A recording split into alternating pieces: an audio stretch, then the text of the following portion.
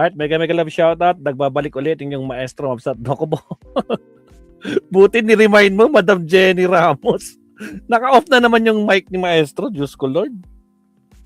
Sorry naman mga Mabsat. Anyway, narinig naman natin sinabi ni Attorney Bueno kanina, no? Talagang na. Labo-labo na yung mga rebuttal ni Kaufman, no? Kung saan na napadpad. But anyway, eto mga kakabsat, punta tayo kay Attorney Enzo Recto. Mag-shift na tayo sa ICC, no? Kasi medyo marami-rami na tayo napuntan. Punta naman tayo dito kay Sara, no? Meron daw totoo ba, Attorney, itong sasabi mo kanina dito? Wait lang, check natin ha. Ito. Saan na yun? Totoo ba? Punto. Ay, shucks, ba't wala dito? Baka nasa live. Wait lang. Ito. Totoo ba na boboto sa impeachment ni Sara ang mga taga-NUP? Talaga lang. Sige nga. Na natin. May harang pa. Dalawa pa siguro to. Diyos ko Lord. Dalawa nga. As expected. Alright, here we go.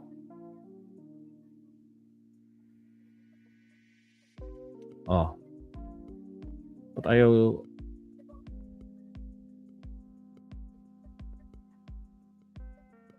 mag full screen Tanggalin natin yung chat box yun. Okay, here we go. Pasok, Attorney. Diretso sa punto. Maraming kuro-kuro. May tiwali, may totoo. Dito, sa puntong diretso tayo. Punto, diretso. Mga kabunyog, mga kaubayan, magandang araw po sa inyong lahat. Tungkol dito sa impeachment ni Sara, mayroong mga lumalabas ngayon na balita, may lumalabas na balita na may mga kongresista na hindi daw sila boboto sa impeachment ni Sara. Maraming nagtatanong sa akin, Attorney, ano ba talagang totoo dyan? Mayroon daw mga kongresista, yung National Unity Party.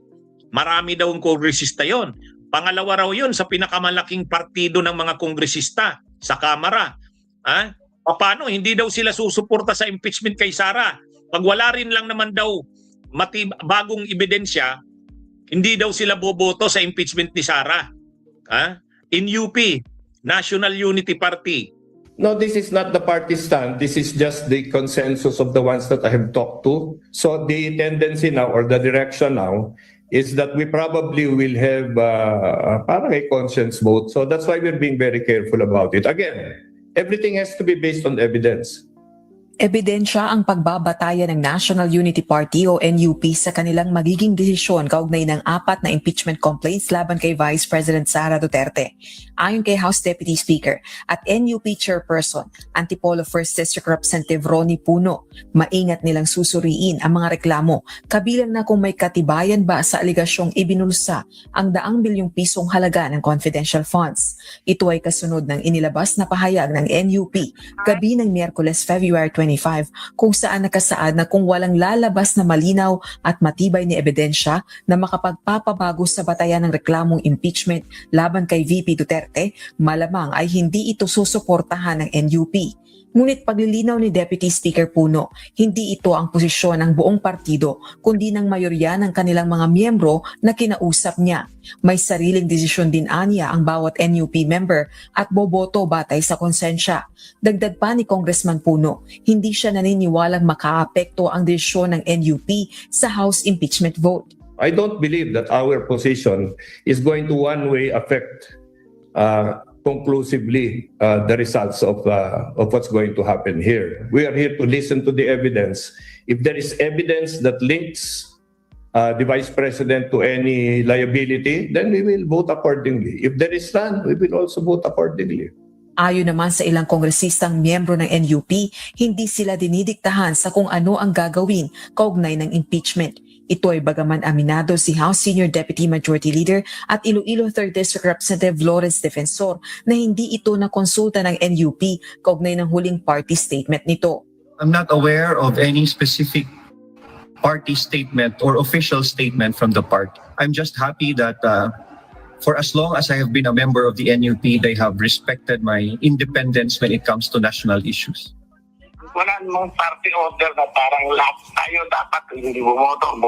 Ang salita naman, it will be a conscious vote. So it will depend on the House members of the NUP kung ano yung sa tingin nilang tama. Nasa 4 na po ang NUP members na pangalawa sa pinakamalaking political party sa Kamara. Kaya may mga nagtatanong sa akin, Attorney, anong tingin mo? Baka hindi na matuloy ang impeachment ni Sara, hindi na madala sa Senado. Kasi maraming kongresista itong NUP na to.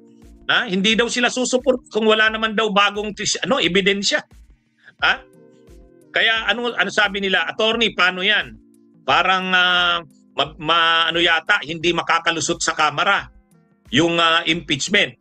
Ay pag hindi nakalusot sa Kamara yan, hindi madadala yan sa Senado.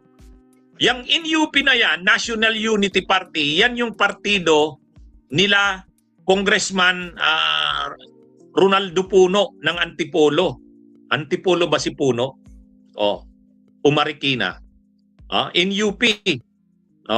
Yang NUP, sunod yan sa Lakas. Yung Lakas pa rin ang pinakamarami. Ang Lakas, more than 100. Parang 40 plus lang yata ang NUP. Pero, naglabas kasi ng statement ang NUP, ito yung partido nila, nila Puno, yan. Kanila yan. At saka yung aming mga trapong kongresista sa Bicol, si Villapuerte, NUP din yan. Yan yung partido na iniintriga ni Kong Miao na sinusuhulan daw ni Ricky Razon. Anyway, so may mga nagtatanong sa akin, Attorney, totoo ba yun? Hindi raw nila susuportahan ang impeachment ni Sara? Tandaan natin ito ang sagot ko dyan. Tandaan natin, ang sabi ng NUP, kung walang bagong ebidensya, kung wala rin lang naman mga bagong ebidensya sa impeachment ni Sara, hindi sila boboto dyan. Kasi, baka lang naman hindi yan lumusot sa Senado, ibig sabihin, hindi rin lang i-convict ng Senado si Sara, wag na lang, maaabala lang tayo. Pero kung may mga bago daw na ebidensya, ang paliwanag natin dyan? Ito, tandaan natin, ang paliwanag natin dyan ganito. Ang sinasabi ng NUP, kung walang ebidensyang bago, hindi sila boboto sa impeachment ni Sara. So, anong ibig sabihin yan? Ang ibig sabihin yan, naghahanap sila ng ebidensyang bago. Ano sa tingin mo ang bagong ebidensya? Ramil Madriaga. Walang bagong ebidensya. Anong tawag kay Ramil Madriaga? Yun na nga. Mayroon. Yung testimonya ni Ramil Madriaga, bago yan. Pangalawa, yung pagbubukas ng mga bank accounts ni Sara. Yung dati kasing impeachment na final noon, nakakonsentrate yon sa confidential funds. Pagdating sa mga SALE ni Sara, yung Statement of Assets, Liabilities, and Net Worth, saka yung sa AMLAC, yung saan Anti-Money Laundering Council, yung mga bank accounts ni Sara, saka ni Digong. Noong kasing impeachment, naalala nyo, yung dating impeachment noong 2025, hindi nakakuha ng mga certified na mga kopya. Kasi, ang may access lang kasi dyan na mag-order sa AMLAC or Anti-Money Laundering Council, ang ombudsman. Ang problema noon, ang ombudsman noon si Martires. Kaya hindi nakapagkuha ng official na mga kopya. Pero ngayon, kukuha na ng bagong official certified true copies yan. Kukuha na ng mga certified true copies galing sa AMLAC. Sa katunayan, sabi ni Congressman Kate Flores ba yun? Ng Bukidnon? Allowed sila ngayon na kumuha ng kopya sa AMLAC. Kaya kukuha sila dyan. Yung mga account na yan sa mga bank accounts na yan ni Sara, bago yan ngayon. Kaya kung ang hinihingi lang naman ni Puno ng mga miyembro ng NUP ay bagong ebidensya, mayroon. Yung mga bank accounts ni Sara, bago yan. At saka yung Madriaga, bago yan. So, pag linabas yung mga bagong ebidensya na yan, sisingilin natin si Puno, sila Puno at ang NUP. Kakalampagin natin sila. Sasabihan natin sila, oh, Congressman Puno, mga NUP, ang daming bagong ebidensya. Oh, dapat bumoto na kayo sa impeachment ni Sara. Ay sa tingin ko naman mga kabunyog, buboto yan sa impeachment ni Sara. Bakit? Eh parang pang ano lang yan, drama lang yan.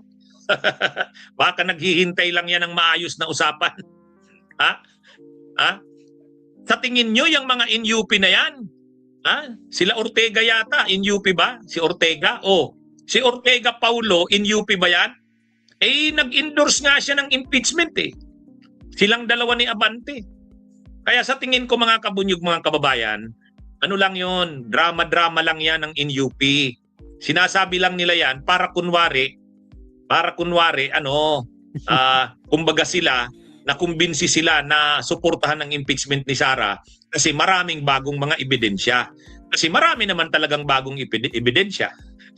Hindi naman yan, sa tingin nyo, hindi sila buboto sa impeachment ni Sara? Pag hindi sila bumoto sa impeachment ni Sara, maano sila sa administrasyon? Di ba? Ano yan? Ibig sabihin, lalaban na sila sa administrasyon. O baka naghihintay lang yan ng usapan kung anong usapan. Pero sigurado ako sa bandang huli, Work today is broken. Every day, people juggle so many different tools just buboto yung mga NUP na yan. Buboto yan. Kasi kung ang hinahanap lang naman nila mga bagong ebidensya, maraming bagong ebidensya. Nung nakaraan kasi, yung tungkol sa accounts ni Sara, hindi naman produce yun kasi ayaw ni Martires. Pero ngayon, ang ombudsman, si Rimulya, makukuha na yung mga bank records ni Sara. Yan, mga bagong bank account, mga bagong ebidensya yan, saka yung kay Madriaga. Kaya, dahil may mga bagong ebidensya ngayon, yung sinasabi ng NUP, kailangan nila ng bagong ebidensya para makumbinsi sila, walang problema dyan. Maraming bagong ebidensya. Pangalawa, sa tingin ko lang naman dyan, drama lang yan ng mga NUP na yan. Naghahanap lang yan ng nagpapa-importante lang yan. Pero 105 lang naman ang kailangang boto. 105 lang ang kailangang boto. Sa tingin nyo, hindi makukuha yung 105? Kuha yan. Yung 105, kuha yan. Sigurado tayo dyan. Sure. Ano sa tingin nyo, mga kabunyog, mga kababayan? 105, kuha yan. Lakas Saka, MD pa lang. dito sa hearing ng laban. Justice Committee, huhubaran na si Sara dyan eh. Huhubaran na si Sara dyan sa hearing ng Justice Committee.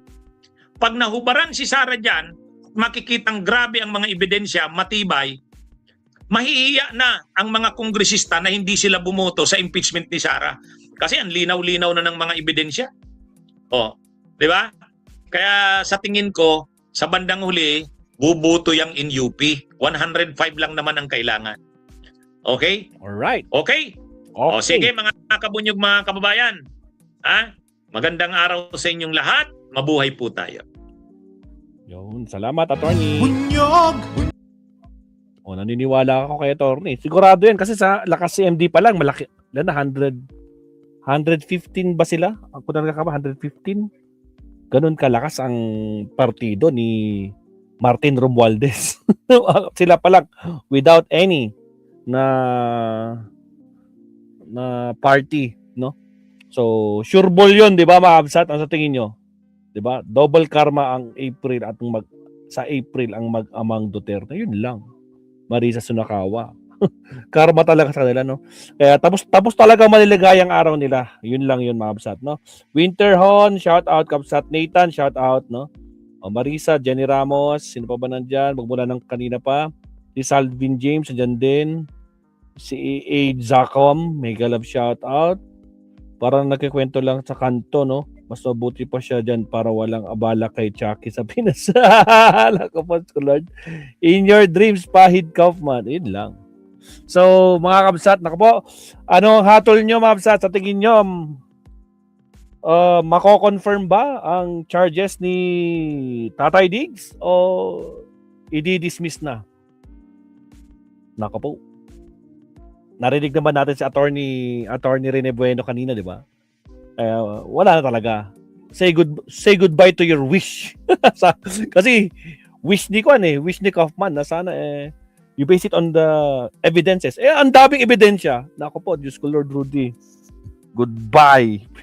Nako. Kaya nako po, magtatagal talaga si Tatay Diggs yan, no? So abangan natin bukas kanya parang presentation ng kanyang pagka-detain kasi lahat ng mga every year yata nila ginagawa ito. So yun nga lang, hindi na naman mag-attend si Digong. Takot takot mahabsat. So meron na namang hearing bukas pero it's not on the confirmation of charges. Kumbaga kung sa pagkakulong niya ngayon. Alright? So yun yung bukas. So abangan na lang natin. At saka bukas, Flower Festival, busy si Maestro.